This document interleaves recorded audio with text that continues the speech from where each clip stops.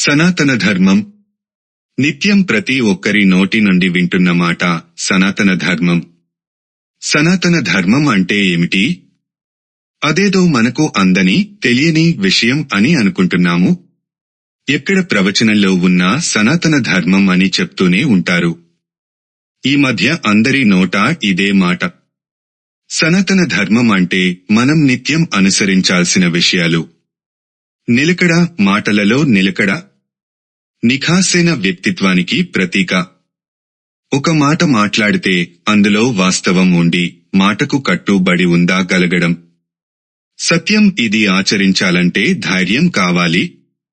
ఆపద్ధర్మానికి కూడా అసత్యం పలకడం నిషిద్ధం. ఎంతో క్లిష్ట పరిస్థితులను మినాయించి మిగతా సమయంలో అయినా సత్యవాక్యాన్ని ఆచరించడం. దయ. సకల జీవరాశుల మీద దయ చూపించడం.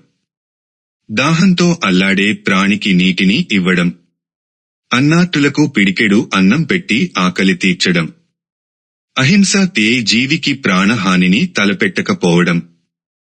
అలాంటిదే మరొకటి, ఏ మనిషిని మాటలతో బాధించకపోవడం. అది కూడా హింస కిందకే వస్తుంది.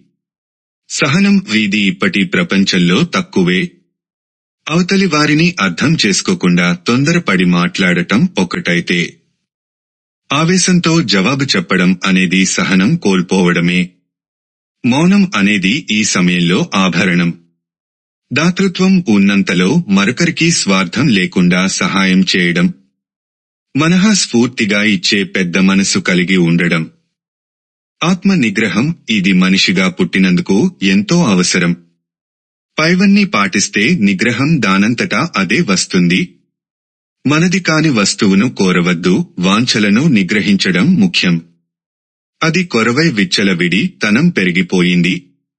ఇంద్రియాలను అదుపులో పెట్టుకుంటే ఏ అనర్థం జరగదు. చివరిది సన్యాసం. కొంతమంది మాత్రమే దీనికి అర్హులు. ఎంతో సాధన చేస్తే తప్ప ఆచరించలేనిది. ఏ కోరికలు లేకుండా ధర్మాన్ని పాటిస్తూ జనులను ఉత్తమమైన మార్గంలో పయనింపచేయడంలో వారి కృషి ఉంటుంది. ఇవన్నీ మనకి నిత్యం కళ్ల ముందు కనపడేవి. కానీ సనాతన ధర్మం అంటే నాలాంటి వారు అదేమిటో అని అనుకుంటారు.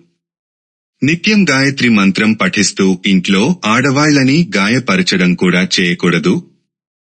ఇది ధర్మలో ఒక భాగమే.